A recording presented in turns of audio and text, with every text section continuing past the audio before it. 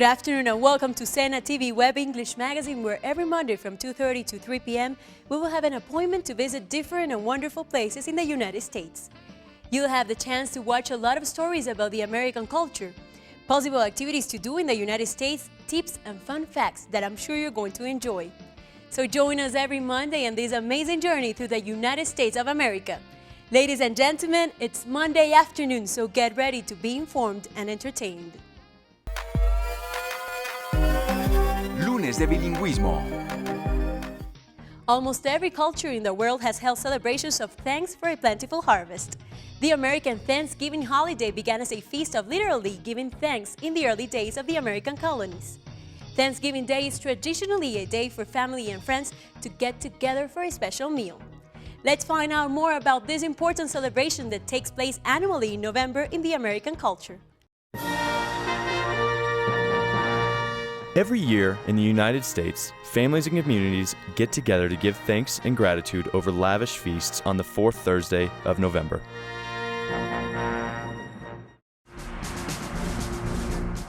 Most stories of Thanksgiving history start with the harvest celebration of the Pilgrims and the Native Americans that took place in the autumn of 1621. The Pilgrims were some of the very first English settlers in America. They settled at Plymouth Rock, now part of the state of Massachusetts, on December 11th, 1620. That first winter in the New World was quite difficult. They had arrived too late to grow crops, and without fresh food, half of the colony was dying from disease. Of the original 102 that had arrived to America, only 56 had survived. But the autumn of 1621 provided a successful harvest. Plenty of crops of corn, beans and pumpkins were gathered from the fields. The Pilgrims had much to be thankful for, so a celebration took place. They invited the local Indians, who in gratitude brought deer, turkey, and even popcorn. A feast of sharing, tolerance, and thankfulness was born. In the following years, many of the original colonists celebrated the autumn harvest with a feast of thanks. As commemorating this special day became a tradition, George Washington, during his period as President of the United States, suggested the date November 26th as Thanksgiving Day. Later, President Thomas Jefferson opposed the idea of having a day of Thanksgiving. Then, in 1863, at the end of a long and bloody Civil War, Thanksgiving was proclaimed by every president after Lincoln. The date was changed a couple of times, most recently by Franklin Roosevelt, who set it up 1 week from the next to last Thursday in order to create a longer Christmas shopping season. In 1941, Thanksgiving was finally sanctioned by Congress as a legal holiday as the fourth Thursday in November. For over 400 years, Americans have joined for this communal feast in the warmth of their homes. Today, families all over the United States remember this date with an elaborate home-cooked meal they share over their dinner table. Traditional foods are a large part of Thanksgiving celebrations. Many families include all of their loved ones in the food preparation. Traditional foods include turkey, stuffing, gravy, sweet potatoes, cornbread, mashed potatoes, and cranberry sauce. For dessert, many Thanksgivings conclude with a delicious, warm pumpkin, pecan, or apple pie. But perhaps one of the best things about Thanksgiving is spending time with family. Many Americans live far from family members and travel long distances by car, trains, and airplanes to be with their loved ones. Thanksgiving is the busiest travel day of the year. Beautiful Thanksgiving Day parades are also held in some cities and towns on or near Thanksgiving Day. Many families watch the New York City Macy's Thanksgiving Day Parade, a very popular event in the United States. The parade includes marching bands, floats, songs, and performances from Broadway musicals. People also enjoy televised football games. Many centuries have passed since that first harvest season in Plymouth, where the Pilgrims and the Indians together shared and gave thanks for their blessings. Today, millions of Americans continue doing so, celebrating a day of giving thanks.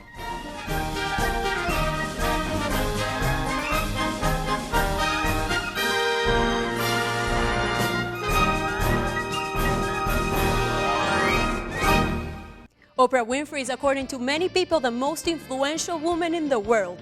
An American media owner, businesswoman, talk show host, actress, producer, and philanthropist, Oprah is best known for her self-titled multi-award-winning talk show, which became the highest-rated program of its kind in history.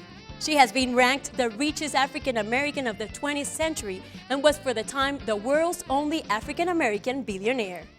Caesar's Palace are giving everybody in this studio audience 2 free tickets to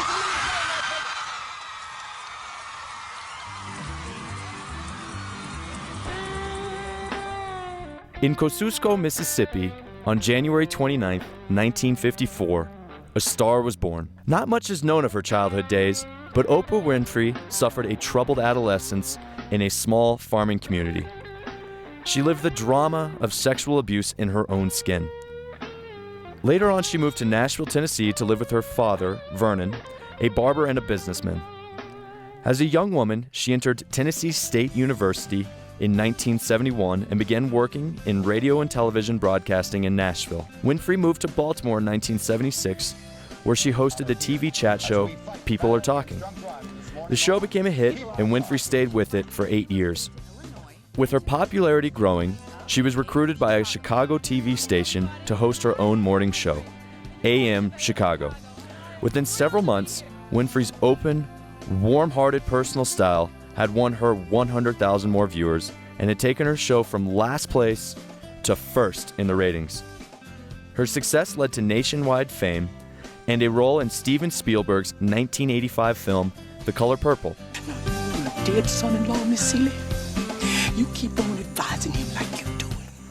For what she was nominated for an Academy Award for Best Supporting Actress. Thank you all for sharing this first show. You've been wonderful. And thank you, America! But her success was only beginning. In 1986, Winfrey launched The Oprah Winfrey Show. It aired on 120 channels and reached an audience of 10 million people, and within its first year, it earned the network $125 million. Although ratings initially fell, she earned the respect of her viewers and was soon rewarded with incredible popularity. For Oprah, it was a rough start, but as years went by, it only got better. The talk show star also contributed immensely to the publishing world by launching Oprah's Book Club as part of her talk show. The program propelled many unknown authors to the top of bestseller lists. In 1999, she co-founded a company called Oxygen Media that is dedicated to producing cable and internet programming for women. With this, Oprah ensured her place at the top of the media industry and is one of the most powerful and wealthy people in show business. Winfrey is a dedicated activist for children's rights. In her work as a philanthropist, Oprah has raised more than $51 million for charitable programs including girls' education in South Africa and relief to the victims of Hurricane Katrina. Since 1992, Winfrey has been engaged to Stedman Graham, a public relations executive. The couple lives in Chicago, and Winfrey also has homes in Montecito, California, Rolling Prairie, Indiana, and Telluride, Colorado.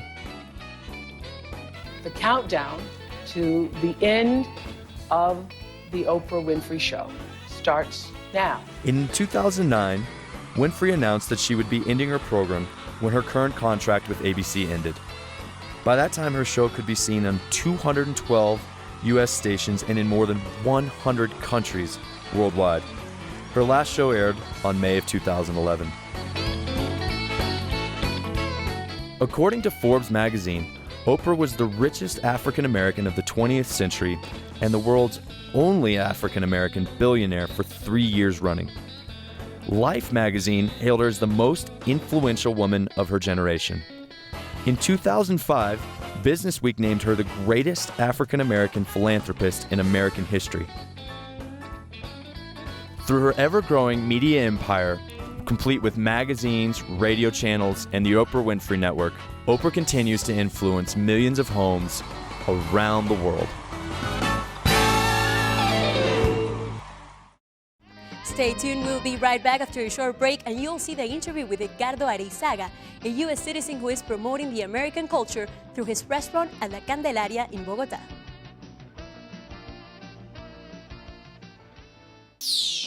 Do you know what is the difference between A and N? Ya regresamos con TV Web Educativa.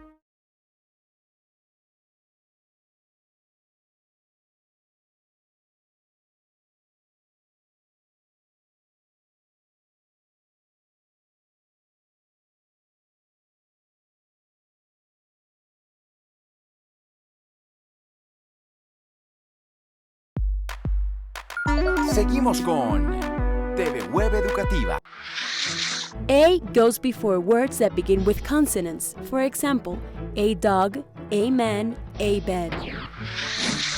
N goes only before words that begin with vowels. For example, an apple, an egg, an elephant.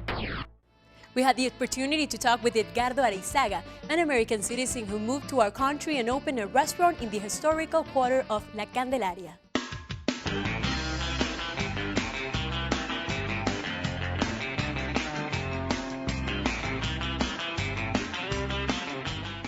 La sopa de tomate, ¿cómo vamos con eso? ¿Se arma el mirepoix? I was born in San Diego, California.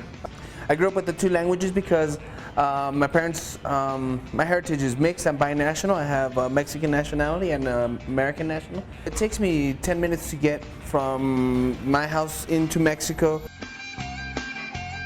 I always dreamt about building a career or life in another country.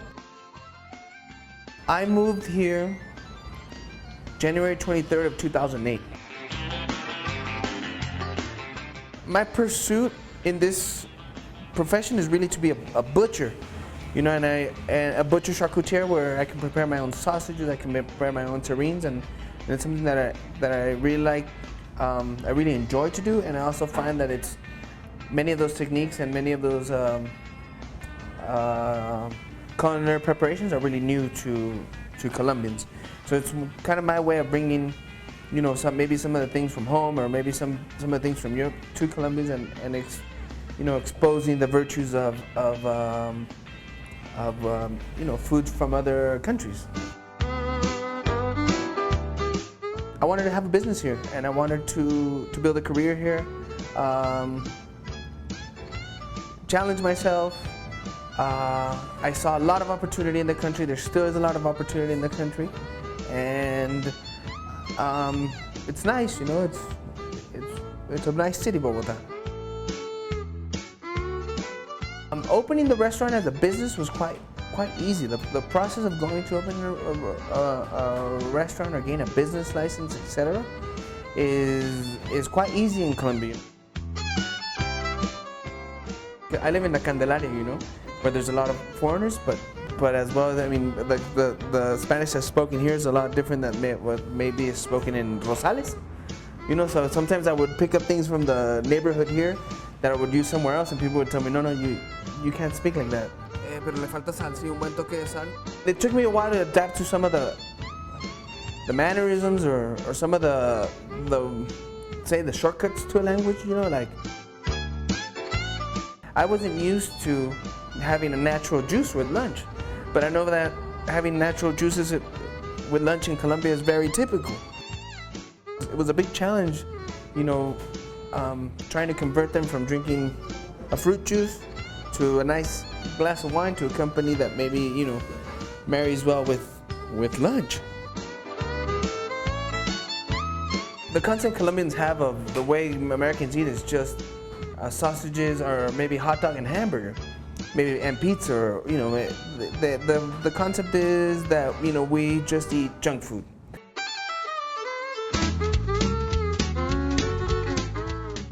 I focus on a southern style of cuisine.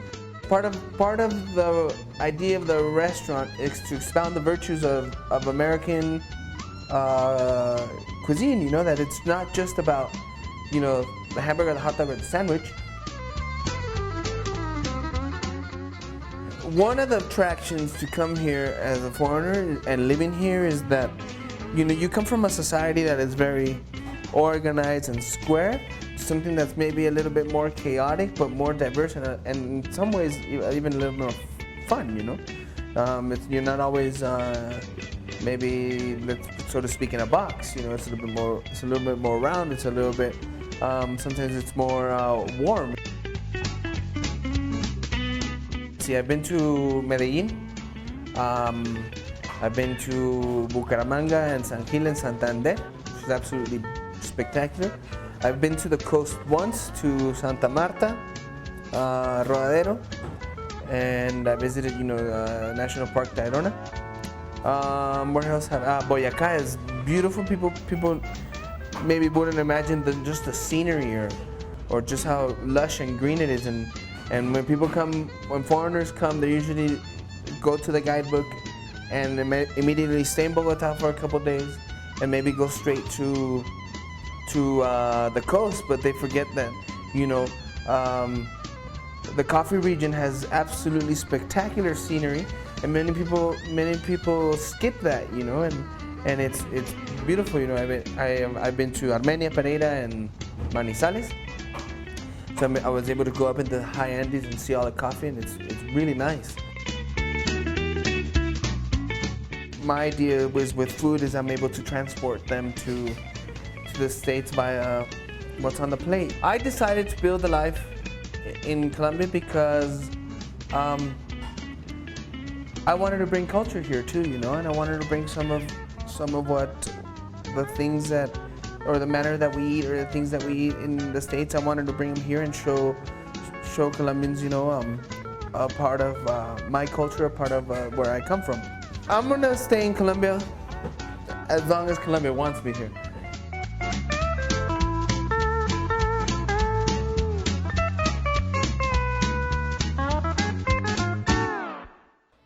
Thank you so much, Edgardo, for sharing your life story, your interesting work, your experiences, and your feelings about Colombia.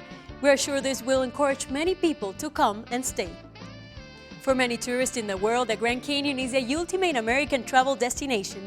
Climbing a mile deep into the earth and averaging 10 miles across, its majestic scenery can take your breath away. The Colorado River has carved the canyon over the past 6 million years and exposed rocks up to 2 billion years old, which is considered half the age of the Earth. Join us on this journey and get ready to be amazed by the beauty of this gift of nature. Alongside Mount Everest in the Himalayas and Victoria Falls in southern Africa, the Grand Canyon is considered one of the 7 natural wonders of the world.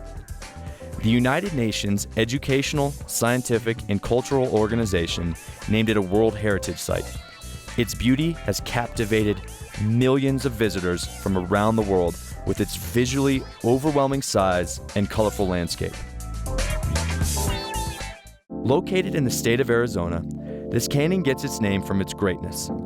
It is more than 18 miles wide, 277 miles long, and over a mile deep, which is just about the size of 5 Eiffel Towers stacked up, one over the other. The massive canyon expands through vast areas, most famous of which is Grand Canyon National Park. According to geologists, there are mountains higher and older than the Himalayas and the Rockies at the bottom of the Grand Canyon. The canyon's age is estimated to be 1.7 billion years old. The youngest mountain is estimated to be 250 million years old. There are also prehistoric traces of human adaptation to a particularly harsh environment. Scenic wonders in the Grand Canyon include high hills, plains, deserts, forests, lava flows, streams, waterfalls, and one of America's great whitewater rivers. Also, the national park holds more than 1,000 plant species, 76 mammals, 16 types of fish, 299 birds, and 41 reptile and amphibian species have been identified in the Grand Canyon. The park attracts 5 million visitors from around the world, and the busiest season is during the summer. Activities such as sightseeing, camping, rafting, hiking, bike riding, running, and taking helicopter tours are popular in the park. Recently, a glass-bottomed Grand Canyon Skywalk was opened on Grand Canyon West. The skywalk looks like a gigantic balcony with a transparent floor, that lets you take a peek into the immensity of this natural wonder.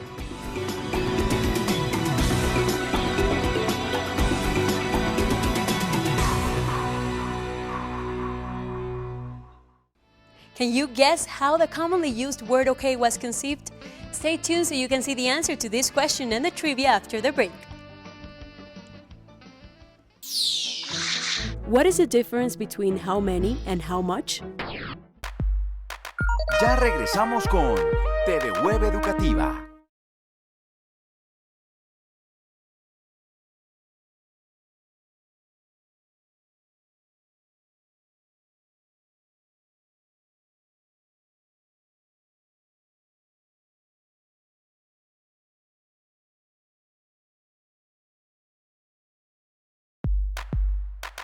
Seguimos con TV Web Educativa.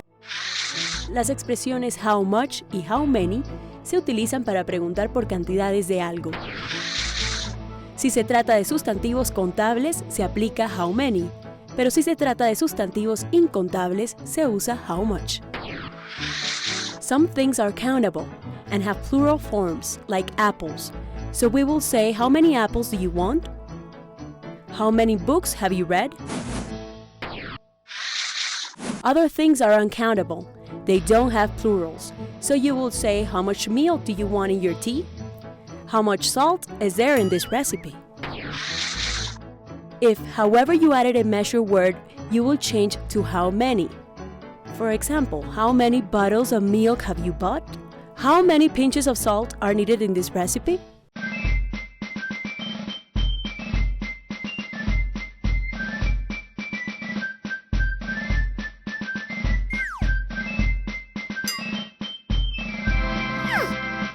Hi everyone and welcome to our English tip for today. This lesson is part of the National Learning Service SENA bilingual programs. There are thousands of words that are the same or similar in appearance in Spanish and English and have the same meaning in both languages. These words are called cognates. There are also many circumstances where appearances are deceiving and words that look alike are quite different in meaning. They are called false cognates. Here, you will find some of the most common false cognates, also known as false friends. Thank you, Philip. Actually significa en realidad y no actualmente, que es un error que comete la gente muy seguido. Actualmente en inglés se diría nowadays or currently. For example, no, I'm not his girlfriend. I'm his sister actually. Another example is few people do their laundry by hand nowadays. O I'm currently taking English classes. Otro error común es to assist, que significa ayudar y no asistir a un lugar. The verb in English is to attend. For example, the doctor will assist her with the administration of the medication. Another example is she will attend the marriage ceremony with her family. Otro error es attempt, que significa intento y no atentado. The expression in English is terrorist attack. For example, he will attempt to break the speed record. Another example is 9/11 was a devastating terrorist attack. Otro error común es carpet, que significa alfombra y no carpeta. The word in English is folder. For example, the red carpet was rolled out for the artists. Another example is, could you please give me the blue folder? Another example is terrific, something great and awesome. Terrific es algo grandioso y bueno, pero no algo terrorífico como muchos suelen pensar. That's all for today. Stay tuned to TV Web SENA so you can continue to learn English. Bye everyone and thank you, Philip. I love you.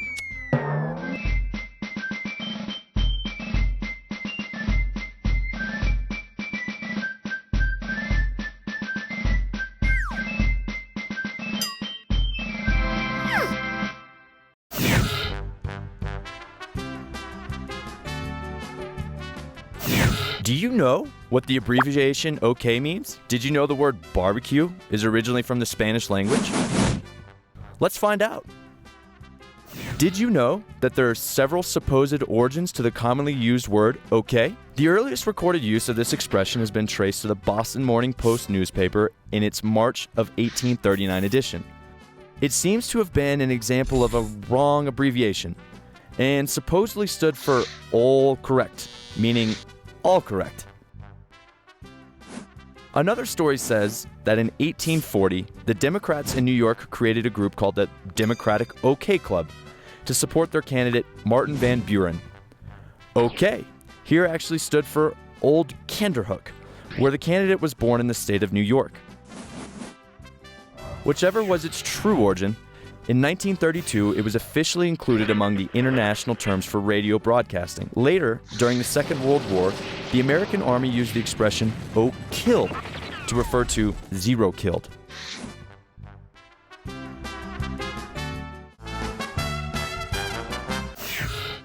Every child, not only in the United States, but the world, has a teddy bear. Did you know what the origin of the name is? This word refers to a soft, stuffed toy bear, and the legend says it was named after American President Theodore Roosevelt, whose nickname was Teddy. It is said that President Roosevelt saved the life of a baby bear while he was out hunting. When this story appeared in a Washington newspaper as a cartoon, suddenly these cute and cuddly stuffed toys took the name of teddy bears. Did you know that the word barbecue was originated in the Caribbean and comes from the Spanish word barbacoa? Originally, this term was used to refer to a grill used to cook meat. In English, it refers both to the metal frame used for cooking outdoors and also to the name of a meal or an outdoor party during which food is cooked. In American English, it's spelled barbecue.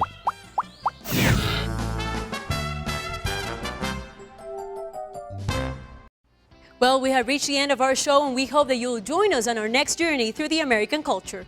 Next week, we're going to travel to the most important museums in the United States, and we're going to explore the life of Ray Kroc, founder of the popular fast food restaurant McDonald's, and many other activities and trivias we have to share with you. You can visit us at www.senavirtual.edu.co, on Facebook, Sena Comunica, and on Twitter at Sena Comunica. See you all next Monday. Bye-bye, and have a nice week.